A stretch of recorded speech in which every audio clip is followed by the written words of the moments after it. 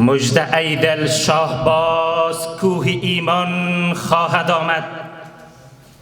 مژده ای دل شاهباز کوه ایمان خواهد آمد.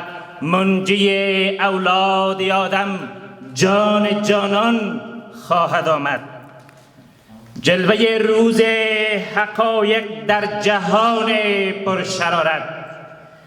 جلوه روز حقایق در جهان پرشرارت. پادشاه ذوالمنن سیمای قرآن خواهد آمد. عاقبت تا ساحل آرامش امن الهی. عاقبت تا ساحل آرامش امن الهی. کشتی نوح از دل طوفان خواهد آمد. صبر کن ای باغ پرگل، صبر کن ای لب تشنه. صبر کن ای باغ پرگل، صبر کن ای لب تشنه. باغبان لاله های سرخ شعبان خواهد آمد. الحمدلله الحمدلله رب العالمین و الصلاة و السلام علی سید المرسلین و علی آله و صحبه اجمعین. اما بعد، فاعوذ بالله من الشیطان الرجیم. بسم الله الرحمن الرحیم. و من احیاها فکأنما احیا الناس جمیعا. نخست از همه عرض سلام و ادب و ارادت دارم خدمت یکایک حضار محترم و میهمانان ارجمند. از تشریف آوری و قدم رنجی شخصیت پرتلاش و همیشه در صحنه خدمتگزاری دکتر دلسوز و خادم واقعی جامعه جناب محترم الحاج دکتر محمد حسن قیاسی، معینی پرتلاش و همیشه بیدار پالیسی و انکشاف وزارت صحت عامه امارت اسلامی افغانستان، جناب محترم شخصیت همه‌پسند و شخصیت معنوی کشورمان جناب شیخ سید زکریا، جناب محترم الحاج داملا محمد شعیب رسالت والی با دیانت ولایت سمنگان،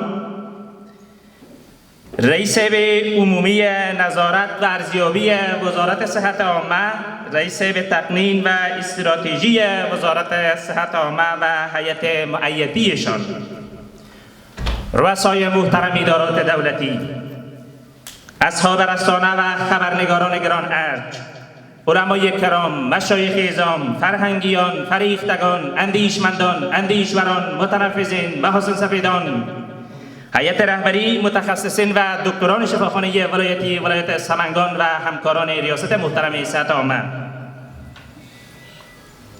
در همایش شکوهمند به مناسبت افتتاح سرویس همودیالیز شفاخانه ولایتی سمنگان که با حمایت مالی و همت بلند تاجران خیر و نیکاندیش ولایت سمنگان، به خصوص جناب محترم الحاج عبدالسلام الحاج معلم حفظ الله و الحاج محمد آصف و با همکاری وزارت محترم صحت عامه و مقام محترم ولایت سمنگان و رهبری شفاخانه ولایتی و ریاست صحت عامه که به ارزش $100,000 آمریکایی تنظیم و فعال گردیده است، خیر مقدم و خوش آمدید میگویم. جناب معین بزرگوار، دقیقاً 2 سال پیش در همین روزها که 16 روز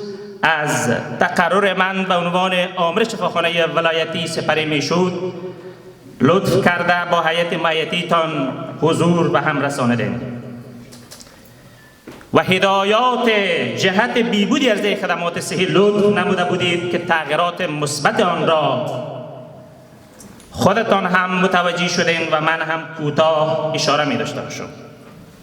و این یک سرمایه بزرگ و دستاورد بزرگ برای مردم ولایت سمنگان و حق مسلم این مردم بود که ای کاش در سالیان متمدی که همه امکانات، وسایل، تجهیزات و سیلاسا دلار وارد کشور میشد، ای کاش وقت باید تنظیم میشد و خوشبخت هستیم که در این زمان تنظیم گردیده و افتخاراتش مردم با دیانت ولایت سمنگان دارد. ارتقای شفاخانه ولایتی سمنگان از 80 بستر به 240 بستر و منظوری تشکیل آن در جریان سال 1402 از 193 بست به 484 بست و همچنان از طریق رقابت آزاد استخدام این کادرها به خاطر پیشبرد امورات صحی که حق مسلم مردم سمنگان بود در این ولایت، ایجاد و فعالسازی بخش‌های گوش و گلو، جلدی، چشم، صحت روان، انتانی، طب عدلی و همچنان انکشاف در بخش‌های موجوده و همچنان تعداد متخصصین 8 تن بود که خوشبختانه در این تشکیل به 50 تن ارتقا داده شد. پیشنهاد و سرانجام تسلیمگیری 4 اراده امبولانس 0 کیلومتر به ارزش حدوداً 17 میلیون افغانی از طرف وزارت محترم صحت عامه به اساس نیازمندی عاملیت شفاخانه ولایتی ولایت سمنگان. اکمال و تسلیمگیری وسایل و تجهیزات طبی به ارزش 2.5 میلیون افغانی از استاک مرکزی به حمایت رهبری مقام وزارت. معیاری سازی، نوسازی و ترمیم اساسی عملیات خانه شفاخانه ولایتی که تعمیر موجوده ما از زمان ظاهرشاه گذاشته شده و برای یک CC دفاع میکرد. معیاری سازی و نوسازی و ترمیم اساسی ولادتخانه سرویس نسای ولادی شفاخانه ولایتی سمنگان. نوسازی و بازسازی ساحه سبز شفاخانه ولایتی، انکشاف و تنظیم سرویس عاجل شفاخانه ولایتی. ایمار اتاق قید قبول و ملحقات آن برای اولین بار در شفاخانه ولایتی در تمام سطحش کامره امنیتی جهت بهبود و حفظ امورات و مدیریت سالم و سازنده تنظیم گردید و همچنان ساخت پارکینگ وسایط شفاخانه ولایتی ولایت سمنگان به خاطر محافظت از امبولانس هایی که هر کدامش حدوداً به 47 لگدخانه آمده بود. تکمیل و تنظیم آب، برق و زباله سوز سرویس انتونی شفاخانه ولایتی سمنگان به حمایت مالی سازمان سی جهان که حدوداً $62,000 هزینه برداشت. تکمیل و تنظیم 2 منزل تعمیر 3 منزله سرویس اطفال و نسای ولادی شفاخانه ولایتی که انشالله در قسمت افتتاحی همودیالیز تنظیم گردید و هم به حمایت تاجران و هم به حمایت سازمان سی جهان و نیز هموارکاری و تنظیم صحن شفاخانه ولایتی سمنگان. جا دارد که از حمایت بیدریغ و همه جانبه رهبری مقام وزارت محترم صحت عامه و شخصا منصب پالیسی و انکشاف وزارت صحت عامه و همچنان رهبری مقام ولایت سمنگان و همکاران سکتور صحت و مردم شرافتمند و با دیانت ولایت سمنگان اظهار سپاس و امتنان نمایم. اجرکم علی الله. قابل یادآوری می‌دانیم که پروژه های ذیل در شفاخانه ولایتی سمنگان در حال پروسس و جریان کار می باشد. تجهیزات طبی و وسایل سرویس اطفال شفاخانه ولایتی به ارزش حدوداً 16.5 میلیون افغانی که کار آن در حال جریان بوده و انشالله در هفته آینده در وزارت محترم صحت عامه آفرگشایی می گردد. مرکزگرمی شفاخانه ولایتی که در جریان همین سال مالی از بودجه عادی تنظیم می گردد. سیستم برق سولری پایدار شفاخانه ولایتی با ظرفیت 400 کیلووات از طرف UNDP یا به حمایت مالی UNDP تنظیم می‌گردد که کار دیزاینینگ و برآورد آن تکمیل و در مرحله آفرگوشایی میباشد. کار باقی مانده تعمیر 3 منزله سرویس نسای ولادی و اطفال که 1 منزل آن نیاز به تنظیم دارد، امیدوارم در ختم همین همایش یا به حمایت مردم شرافتمند ولایت سمنگان و تاجران ملی و یا به لطف و شفقت رهبری وزارت محترم صحت عامه تنظیم گردد که اشد شفاخانه ولایتی به جای و تأمین معیاری نیاز دارد.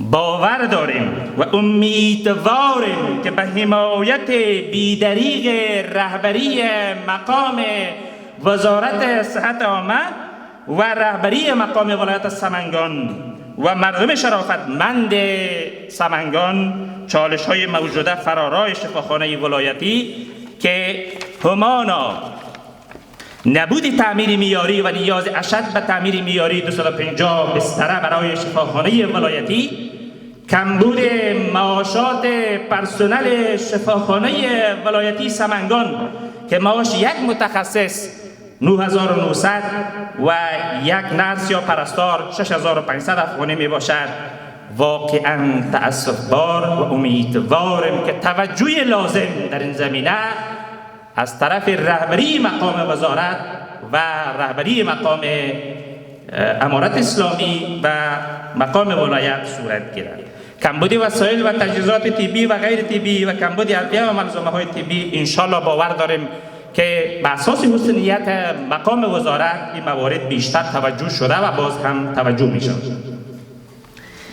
حضار محترم، چون در جنبندی در آخرین دقایق از برنامه قرار داریم، بناهن به اساس فرموده حضرت اقدس احدیت و تعاونوا علی البر و التقوی ولا تعاونوا علی الاثم والعدوان، هدایت صریح، روشن و واضح الهی در قسمت همکاری در کارهای نیکو پسندیده و عام المنفعه و آنچه که مفادش برای همنوان ما و بشریت و انسانهای نیازمند میرسد واضحاً دستور است. صدی بزرگ هم میربانی میکنه بنی آدم اعضای یک دیگرند که در آفرینش زی یک جوهرند، چه عضو بدرد آورد روزگار دیگر عضوها را نماند قرار. تو که از محنتی دیگران بیغمی نشایند که نامد نهند آدمی. ما مکلفیت داریم که همنوان خیش و انسانهایی که به بیچارگی به سر میبرند و توان مداوا و تداوی خیش را ندارند و هر افغانی که ما و شما با آنها کمک میکنیم تا یک مرکز صحی یا یک بخش فعال گردد، دقیقاً موجب خنده بر لب بیمار و بیماردار و خانواده ها میگردد. قطره دریاست اگر با دریاست، قطره دریاست اگر با دریاست، ورنه قطره قطره و دریا دریاست. دقیقاً هر همکاری و کمک ما و شما ولو کم و ناچیز هم باشد همان قطره است که با جمع شدن آن میتواند که در قسمت حمایت اشخاصی که در بیچارگی به سر میبرند کمک کننده باشد و موجب تداوی هزاران بیمار نیازمند که افغانی برای تداویشان نداره، امید و توقعشان سکتور صحت و مردم شرافتمند هست میگردد. رهینیک مردان آزادگیر چو ایستادهی دست افتادگیر. پیامبر بزرگوار اسلام رهبر بشریت حضرت متمم مکارم الاخلاق علیه التحیة من الملک الخلاق هم میربانی میکند خیر الناس من ینفع الناس. ای که دستت میرسد کاری بکن. لحظه‌ای به خود بیاییم و بیاندیشیم که خدای نگاسته اگر ما در چنین شرایط یا خانواده ما قرار داشته باشه که کلیهش کار نده و به فیلر مواجه باشه، اما امکان هم برای پیوند کلیه نداشته باشیم، پس چه توقعی از آنانی که دارند و میتونن حمایت بکنن داریم؟ بناهن واجب و لازم است بر ما تا قدر سلامتی را دانسته به نیازمندان و ایجاد مراکز صحی همکاری همه جانبه داشته باشیم.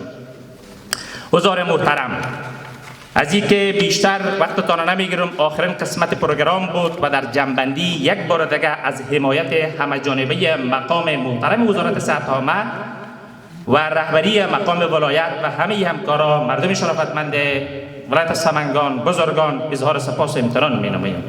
و همچنان قابل یادآوری می‌دانیم که تقدیرنامه و لوح سپاسی که برای تاجران ملی به خاطر این نیک‌اندیشیشان و این جرأت سالم و سازنده ایشان از رهبری مقام وزارت و رهبری مقام ولایت جهت ارجگذاری به این کار نیک و پسندیده ایشان لازم دانستن، انشاءالله همیشه به حضور همه بزرگا و رسانه ها انشاءالله تقدیم صورت میگیره. از گرداننده تقاضا داریم که در این قسمت بزرگای ما به خاطر احترام به چنین کار بزرگ این شخصیت ها از والی صاحب، معین صاحب و همچنان شیخ صاحب دعوت بکنن تا این لوح تقدیر را برای تاجرای بزرگ ما و نیکاندیش ما تفویض نمایند. اظهار سپاس و امتنان می نماییم. اجرکم علی الله. السلام علیکم و رحمت الله و برکاته.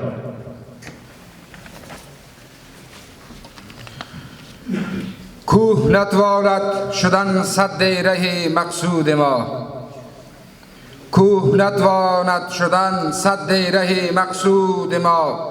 همت مردان برآرد از نهاد کوهگرد، چو دانا نماید به کار درنگ، چو دانا نماید به کار درنگ. به پیروزی آرد جهان بچنگ، همه کارها در فروبستگی گشاید ولیکن به آهستگی. سپاسگزار هستیم از جناب دکتر سید محمد عثمان حمیدی.